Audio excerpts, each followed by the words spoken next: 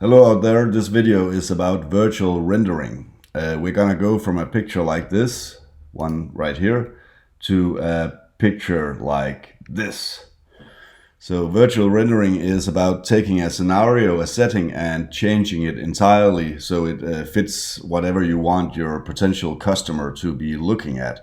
So I'm gonna reshape and modernize this exhibition room so it looks even nicer.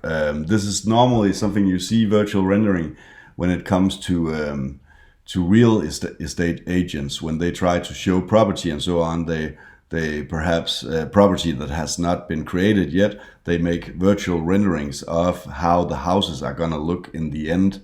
Yeah, so but it's also used inside of advertisement to, build a picture which looks somewhat nicer than the original. And we're gonna try taking this room and making it shine by using different files. For example, some birch, wooden planks, and using some other wall tiles, and also by using putting a painting on one of the walls. So this is going to be nice. We're going to open up the picture called Gallery 01 Gallery. We're going to open that up so we have it open inside of Photoshop. And the first thing I'm going to do is replace the wooden tiles down here by simply we can place it if we want. I'm going to place it. So File, Place, Embedded. And I'm going to choose these birch tiles. And just to make it, proper compared to, I don't know which direction they're going to be facing. Perhaps they should be facing downwards like this. It could also be rotated so they face the other direction. I'm going to hold down Shift to make it like this. So they could also be facing this direction. It's really up to myself how I'm going to make these look. I think I'll just put it down here, around here, and I'll just, after having rotated, I'll click enter, and I'm gonna free transform again. That's Command T, Control T on a PC, and I'm gonna distort this. So I'll drag it downwards to here, but perhaps all the way over here, and likewise over here. Gonna try just dragging it over here. So just so it looks like it's supposed to be like that in the room. So this is something you could use a lot more time in getting the perspective right. I'm not gonna use too much time on that, but you could easily use more time on making this look correct. These tiles are probably gonna look too big compared to the room that they're in, but that's not why we're doing this exercise. It's just to show you it's possible. So the next thing I'm going to do, I'm going to click enter, and we still have some tiles over here that I'm just going to make. So I'm going to Command T, free transform again, and then I'm just going to see if I can make this corner over here fit. So I'm going to choose distort again, move it like this, and simply just move it a bit more over here. Okay, so in order to be able to delete from this layer, I'm gonna right click and choose for this layer right here to become rasterized. That way I'm able to delete from it. So I'm gonna rasterize the layer. Otherwise, since it's a smart object, you won't be able to edit it. So I'm gonna hide it, and I'm gonna use some kind of selection tool. In this case, I'm just using the quick selection tool. I have this wall selected. Perhaps I'm going to use a feather value of 1. Select modify feather just to make the edges not too sharp. Feather radius of 1 pixel. And then I'm going to go to my birch layer and just click delete.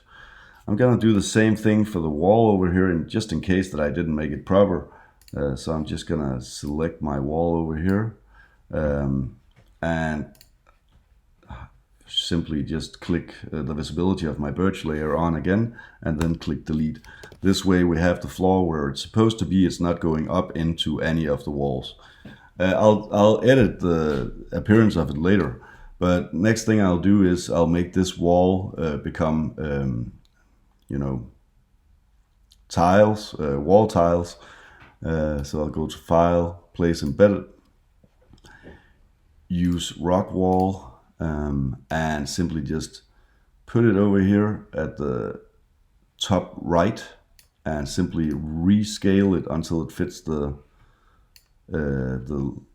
bottom right, and click Enter. Then free transform again, right click to choose Distort, and then simply go down here, move the handles down here, and that way it's starting to look nice. I'm gonna zoom in just to be sure that I placed the handles correctly. Whoops. And we're allowed to say funny sound effects while doing this. And I'll just place it down here. And yeah, that seems nice. And notice that some of the lamps up here are actually getting parts are being removed by the wall, so I'll have to change that. So I'll just right click my layer with the rock wall and choose rasterize layer. Then I'm gonna hide it, and I'm simply gonna choose again a selection tool to try selecting these lamps up here. I'm just, you could use a lot of time selecting these, and you'll probably have to use more time than me if you're a good student. This is just to show you how it's done.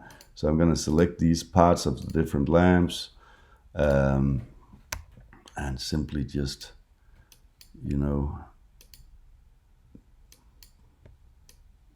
make it look somewhat correct. You could also, sometimes I would choose to use the polygonal lasso, because that's great at making, straight lines, and these lamps look quite straight. But I'll just, in this case, use a regular lasso to just mark up these edges of the lamps. And I'm holding down Shift to add to the selection instead of actually deleting it. I think this is fine. Let's just see how that works. Okay, cool. So I'll delete that from the rock wall, but first I'll just go to Select, Modify, Feather, 1 pixel, and simply just click Delete. That way the lamps are going in front of the rock wall. Okay, so that's the rock wall. The third thing I'll be doing is placing a painting on this left wall over here. So I'll just say File, Place, Embedded, and I'll place my painting over here on the left. And I'll just try scaling it from the bottom down here, and I'll move the size upwards in size. And I think that's fine. I'll click Enter, and I'll then click Free Transform again, Command T, then choose Distort by right-clicking, and I'll try moving these parts down here to make them fit the wall. Yeah, and you could zoom in again. You could zoom in just to be sure that everything is in proper place. And we'll just do like this. Sometimes you may want to adjust your opacity while placing these items so you can see through if they're actually placed correctly. But I got a feeling that it's placed properly. Not properly. Okay, so I think this looks nice. This is probably how I want it. So I'm gonna click Enter and be happy with the result. Because I'm gonna edit on this part as well, I'm gonna right click and choose to rasterize the layer. I know that we're rescaling some of these things bigger, and that will of course make them pixelated in the end. So make sure that the pictures you're using are actually bigger from the start instead of being small pictures. Okay, so first of all, one thing that will make these 3 new items look more correct compared to the old is actually by just doing something as simple as using opacity. But even this will not work well if you do it on the two parts for the wall, because you'll actually notice that there are artworks in the background. So this will come forth so you can actually see that. So one thing I'll do over here, I'll have these artworks stand out from the wall. So let's just focus on that first. And so this rock wall right here, I'm going to select my pictures. I'm going to select these pictures right here by using, whatever tool you feel is correct for that. I'm just going to quickly use the polygonal lasso tool to select them. And you could select them by using other tools as well. That's really up to you what your favorite selection tools are for doing this job. And I'll I'll shift click in order to add to my selection instead of just deleting the previous selection. I'll make sure that it's adding selection by shift clicking when I try making a new selection. Alt clicking will, and when I say Alt, that's options, will delete from the selection, while shift clicking, I'm shift clicking now, will add to the current selection. If you don't hold down shift while clicking, it will automatically delete the 3 other selections you made already. So I think this is fine. You could use more time on getting a better selection, but I think this is something I'm happy with. I'm just gonna delete parts of this selection right here, but otherwise let's just say this is fine. So I'm gonna delete this selection from the actual rock wall, and you can actually, instead of just clicking delete, you could also just use a mask to delete. So down here at the bottom of the layer we have this add layer mask, and you see right now it's actually making the tile stand out. I'm supposed to do actually the opposite. So I could say select inverse, so it selects the opposite parts, and then click my my make mask, add my mask. By doing this, I can actually always go back and just redraw the wall. Simply, I can just use a brush and simply just draw my wall back again. So this way I can always, and by actually using white, I could draw tiles instead. So you can, by having a mask, you can always go back. It's indestructible. So you can always go back and make changes if it feels like that it's not 100% like you want it. For example, down here, I feel that some of the frame is missing. Well, then I could just, with black color, start adding some of the frame again. And just make a very small size. And then you can just draw frame back, you see, like that, using black. And if I drew too much, like this, I could always just swap to white. And simply just draw the tiles back. So that's by using a mask instead of actually deleting it permanently from the layer. Okay, so right now we could also have done that with the lamps up here, but yeah, just so you know. Next thing I'm gonna do is actually make this as well. The paintings in the background right here, sorry, the artworks, I'm gonna remove them so I can use opacity on this layer right here. So to remove these painting rights here is quite easy actually. You can just, there's a number of different tools you could use for this, but I'll just try using, for example, the patch tool. I'm gonna make a selection around my object like this, just gonna draw a quick selection and then make sure that you're be on the right layer, of course. Make sure that you have the correct settings over here. So make sure that it's the source and that the patch is set to normal. And you see that way I can actually just remove the pictures very fast. You could also use the clones tool if this is not working out as you want it. But in this case, the patch tool is doing a great job, and I don't need to use the clone stamp tool. So by doing this, you have a clean wall, and then you can just again show the visibility of the painting. And by dimming down the opacity now, you don't see anything showing through the wall. You could also use blend modes. Often you would like a blend mode to make the painting or whatever object it is stand out somewhat.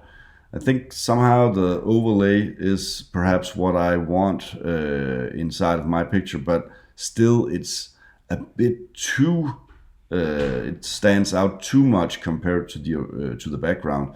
So perhaps after having used something like overlay, I would like the picture in general to have levels added so everything adds up and looks nice and proper.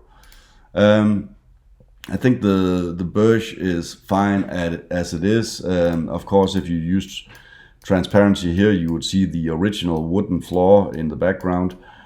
So yeah, I don't know. Perhaps I could add a bit of opacity just to make it seem a bit more proper to the setting.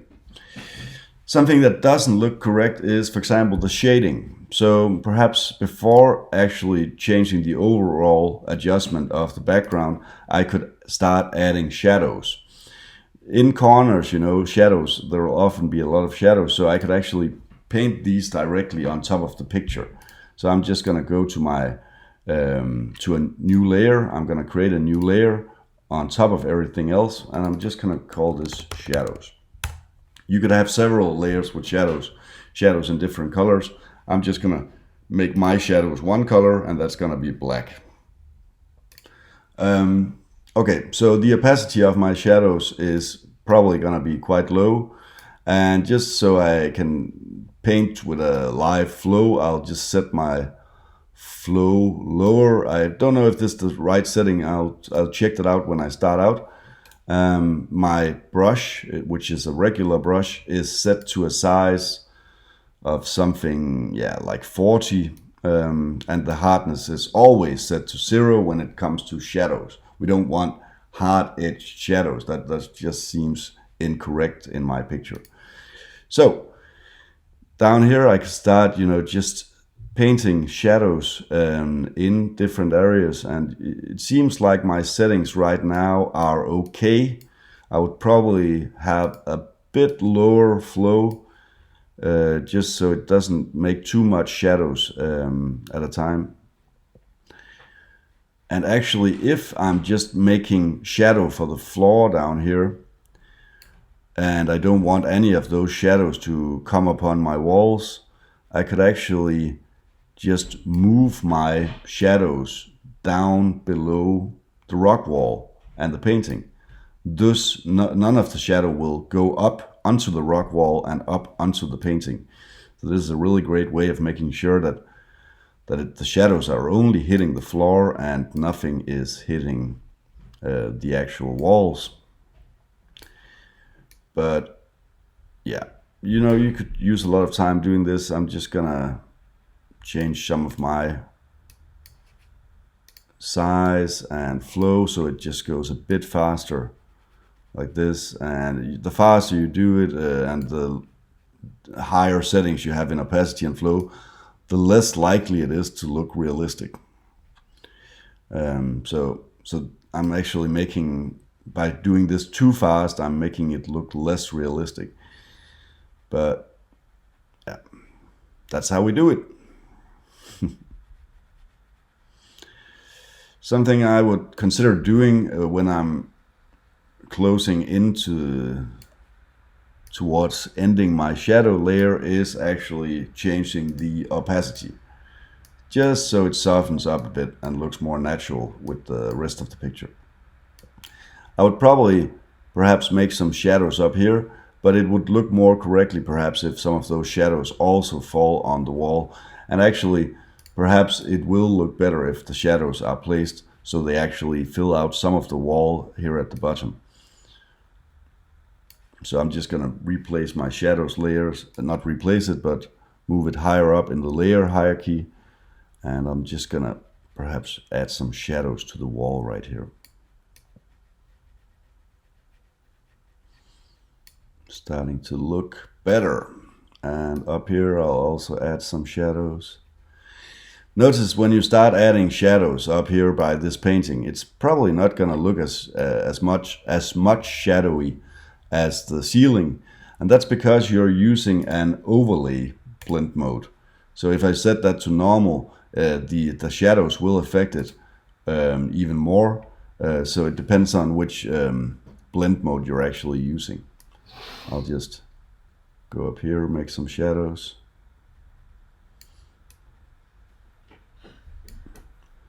And if you wanted these shadows not to affect the lamps up here, you could have the lamps deselected, make a selection, make sure that the lamps are not selected. So there are different ways of making sure that some objects are not affected. Yeah, I think this is approximately fine. It could have been much better up by the lamps. I'll actually just show you. So I'll just select my lamps quite fast. If I select them fast like this and just inverse, I'll make sure that none of them are actually being colored. So when I move to an area like this,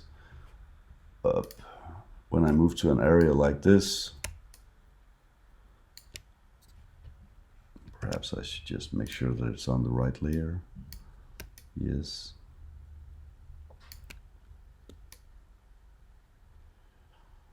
So when I start making shadows in an area like this, the lamp will not be affected. See, I'm making everything darker. The lamp is thus, though, not becoming darker.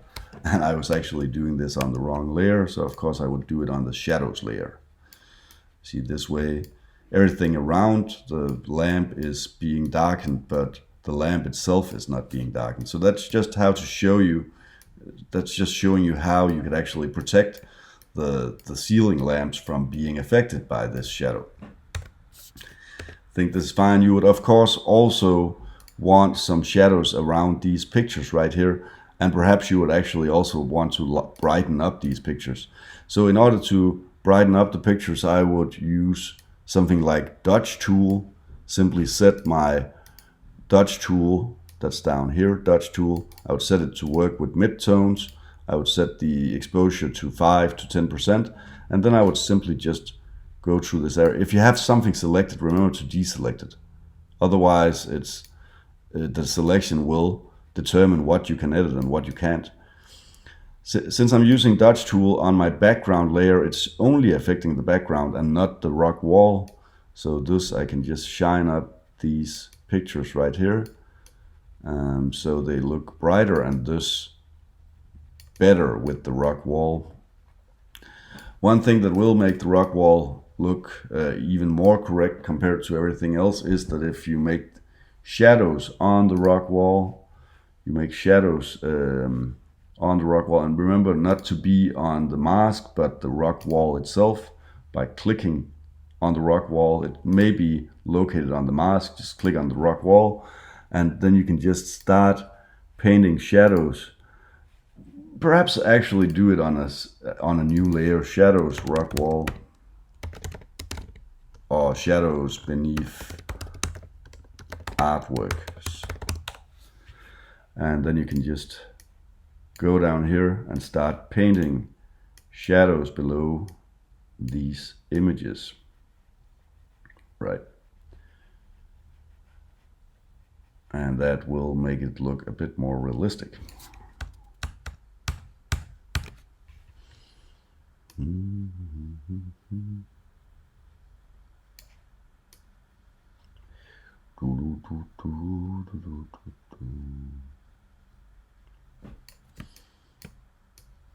Nice, really nice. A bit too fast on the trigger.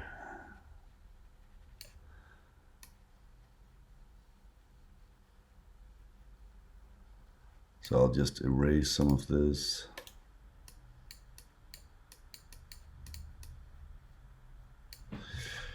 Okay, and you'll see before and after, you know, these shadows makes it look more correct. Okay, you can just keep working on making shadows, and you can even make highlights using Dodge tool. But I'll just try in overall just change my background layer to be just brightened up a bit so it matches more the new items I added to this picture. So I'm gonna add an adjustment layer with levels and simply just see if I change the midtones, if that will make anything better in this picture. And you know, I can't see anything when because my Photoshop is messing up. And we'll just see, is this providing something that's better? I think for most of the picture it's improving, but I think perhaps for other parts it's not. For this painting it becomes too bright, so I'm perhaps just gonna set it to normal and change the opacity of this painting instead. Let's just see.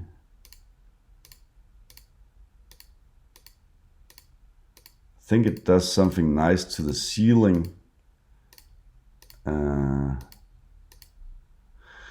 I could, if I only wanted to do this effect half on the picture, I could set the opacity to 50%, for example. And this way it's just improving it a fair amount, this adjustment. And perhaps I would like an overall adjustment, let's say a photo filter. I'm just going to add that to the top and simply just make this picture, you know, a bit warmer and more enticing. And perhaps this is my new gallery. You could continue editing this picture, making it look more realistic. The shadows up here doesn't look realistic because there's a lamp pointing directly down here. But you know, you can continue just trying to make your own virtual rendering, making this gallery shine out. There are several more pictures inside of the folder that I handed out to you. You could try adding some changes to, for example, this room number 4, room number 2, room number 3, or room number 1. Just try changing the walls, changing the ceiling, changing the floor, and so on. Trying to make it look, you know, like something has changed, something is different. Perhaps you have a point that you want to stress out on this picture. Perhaps you want there to be huge posters on the wall. Perhaps you want there to be wooden planks, you know, different things. Try working it out, making your picture using one of these stock photos, and perhaps finding your own textures or wall graphic, floor graphic, ceiling graphic, and try adding that to one of these different rooms. Good luck, and thank you for listening. Yeah.